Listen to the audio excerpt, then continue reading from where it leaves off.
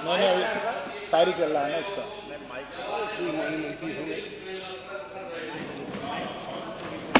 धन्यवाद अधिष्ठाता महोदय। सबसे पहले तो आपका आभार प्रकट करता हूं कि आपने 2025-26 के इस बजट पर बोलने का अवसर दिया। बधाई देना चाहता हूं उत्तर प्रदेश के यशस्वी मुख्यमंत्री परम आदरणीय योगी आदित्यनाथ जी को और अपने यशस्वी वित्त मंत्री सुरेश खन्ना जी को। इन्होंने एक ऐतिहासिक बजट देकर उत्तर प्रदेश को देश की $5 ट्रिलियन की इकोनॉमी में जो उत्तर प्रदेश का योगदान होने वाला है 1 ट्रिलियन की इकोनॉमी का, उसका रोड मैप तैयार किया इस 60 लाख करोड़ रुपए के बजट से। बधाई देना चाहता हूं दुनिया के सबसे बड़े इस कुंभ मेले के धार्मिक आयोजन का, जिसके लिए भारत का सौभाग्य है कि तीर्थराज प्रयाग उनके पास है। उत्तर प्रदेश का भी सौभाग्य है कि तीर्थराज प्रयाग जैसा ये कुंभ दुनिया का सबसे बड़ा धार्मिक आयोजन है। संख्या के लिहाज से इसके सामने संसार के जितने बड़े धार्मिक आयोजन होते हैं संसार में, दूसरे नंबर पर वो हज यात्रा आती है, जिसमें शायद करोड़ों लोगों की संख्या पहुंचती है। दूसरी जो सबसे बड़ी यात्रा है इराक में करबला जाने वाले अपने शिया मुसलमान भाइयों की। दुनिया की जो तीसरी सबसे बड़ी तीसरे धर्म की मानी यात्रा वो है वेटिकन वाह के रूप में वेटिकन सिटी जाने वाले अपने दुनिया के ईसाई भाइयों की। लेकिन सब इनके सामने संख्या के लिहाज से एक ऐसा अद्वितीय रिकॉर्ड बना है, उसके लिए उत्तर प्रदेश ही नहीं देश के मुखिया परम आदरणीय नरेंद्र मोदी जी को भी बधाई देना चाहता हूं। बधाई देना चाहता हूं, उत्तर प्रदेश में आयुष का मंत्री हूं। उत्तर प्रदेश के इस बजट में आयुष मंत्रालय को 2 नए राजकीय मेडिकल कॉलेज मिले हैं, जिसमें अयोध्या में राजकीय आयुर्वेदिक मेडिकल कॉलेज और बनारस में राजकीय होम्योपैथिक मेडिकल कॉलेज। दूसरी बात, इस बजट में हमारा आयुष का विश्वविद्यालय पूरा होने जा रहा है। काशी में हमारे एक साथी ने एक दिन पूछा था, कल ही प्रश्न का जवाब देना था मुझको आशु मलिक जी ने, कि नेचुरोपैथी प्राकृतिक चिकित्सा के लिए आयुष की परिभाषा बहुत बड़ी है माननीय अधिष्ठाता महोदय। आयुष में आयुर्वेद है, होम्योपैथ है, यूनानी है, सिद्ध है, सुवारिकपा है, योग है और प्राकृतिक चिकित्सा है, जिसको आप नेचुरोपैथी कहते हैं। तो नेचुरोपैथी के भी एक अस्पताल को जो बनारस में बन रहा, 1 वर्षों के अंदर उत्तर प्रदेश में नेचुरोपैथी के अस्पताल की सौगात मिलने वाली है, वो बहुत जल्दी पूरा होने जा रहा है। जहां तक काशी का सवाल है, जो कि बनारस का रहने वाला हूं, इस देश के यशस्वी प्रधानमंत्री आदरणीय नरेंद्र मोदी जी की कर्मस्थली है काशी। काशी का गौरव यह है कि वह दुनिया की सबसे प्राचीन जिंदा नगरी कही जाती है। हजारों साल की उस प्राचीन नगरी को जब से मोदी जी काशी के सांसद बने हैं, प्रधानमंत्री बने हैं, तब से दुनिया के नक्षत्राकाश पे कह सकती हूं कि काशी एक सितारे की तरह चमक रही।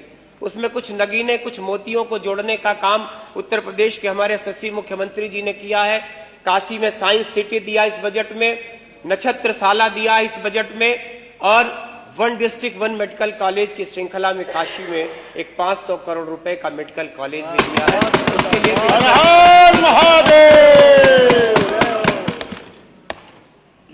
एक प्रश्न आता है मैडम कभी कभी मन में अधिष्ठाता महोदय, कि हम जिनको सुनाने का प्रयास करते हैं, बार बार जिनको हम उत्तर प्रदेश की सरकार के अपने काम का बखान करते हैं, वो कुछ सुनना नहीं चाहते। जिस धार्मिक आयोजन का आयोजन करके सरकार, भारत देश दुनिया में अपने को गर्व महसूस कर रहा, ये उसकी आलोचना करने से बाज नहीं आते। ये काशी शहर की कभी तारीफ नहीं करते, जो दुनिया का सबसे प्राचीन शहर है।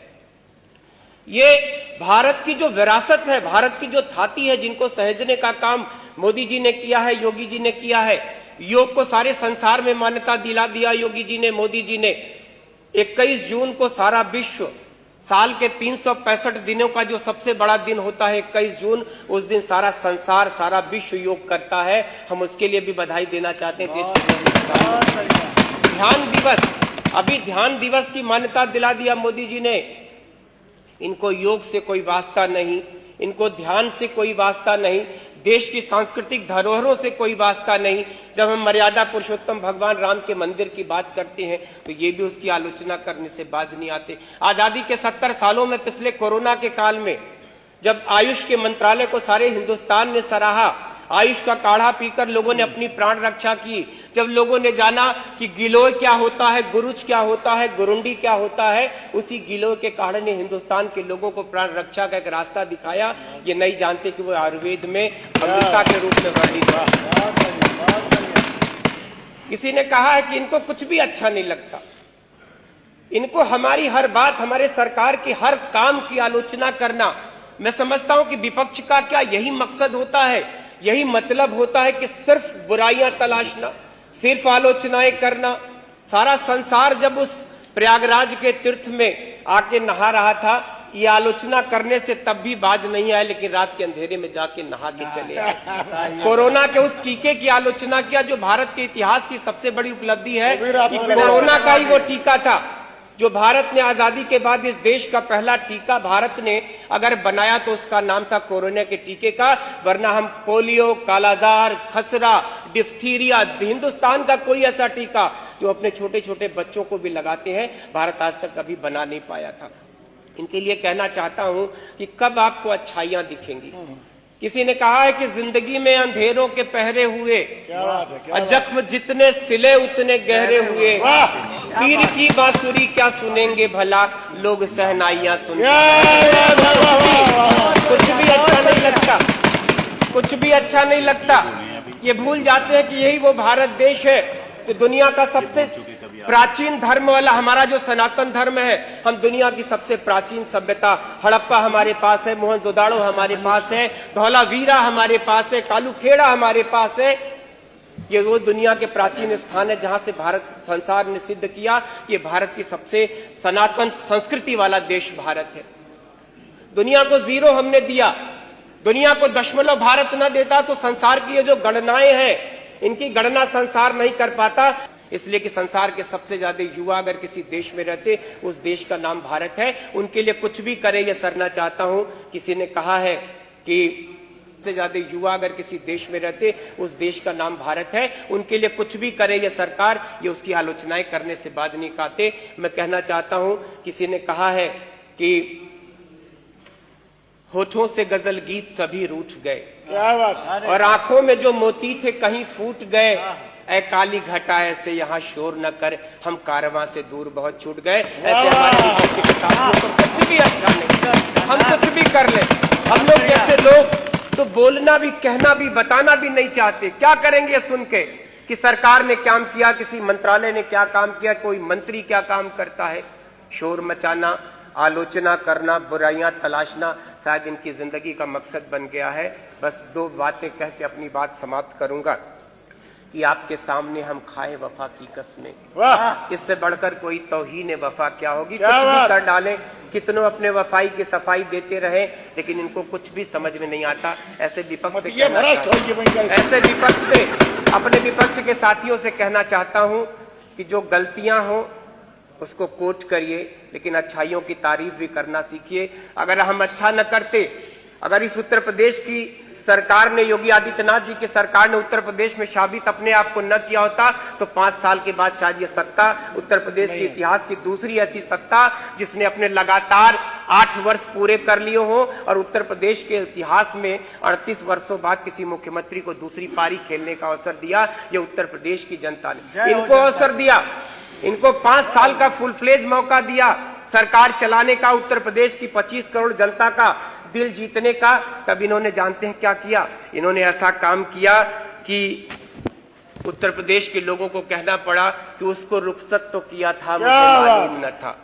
फिर से क्या? उत्तर प्रदेश की जनता ये कह उठी, मजबूरी में कहना पड़ा कि उसको रुखसत तो किया था, मुझे मालूम न था। सारा घर ले गया वो छोड़ के जाने वाला, सारा घर ले गया।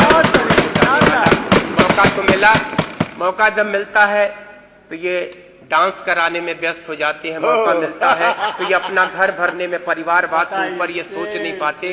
तो मैं आपसे बस इतना कहता हूं कि किसी ने कहा था कि उत्तर प्रदेश के लोगों की पीड़ा को जिस दिन आप समझ लेंगे, गरीब के दर्द को समझ लेंगे, गरीबों का दिल कैसे जीता जाता है, इस सरकार से जिस दिन आपको सीख मिल जाएगी, उस दिन शायद इतना सत्ता से जो आप दूर होते चले जा रहे हैं, तड़प रहे हैं सत्ता के लिए, और सिर्फ बुराई, सिर्फ बुराई, सिर्फ बुराई।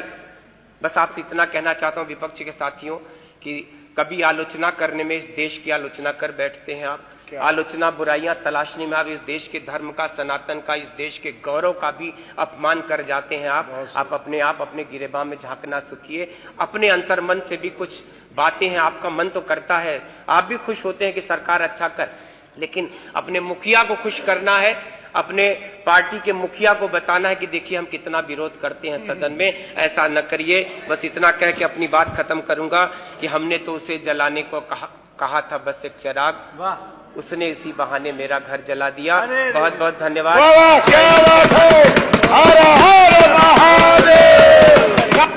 माननीय मंत्री जी धन्यवाद।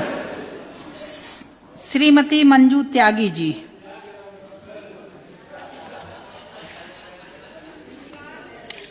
अधिष्ठाता महोदय,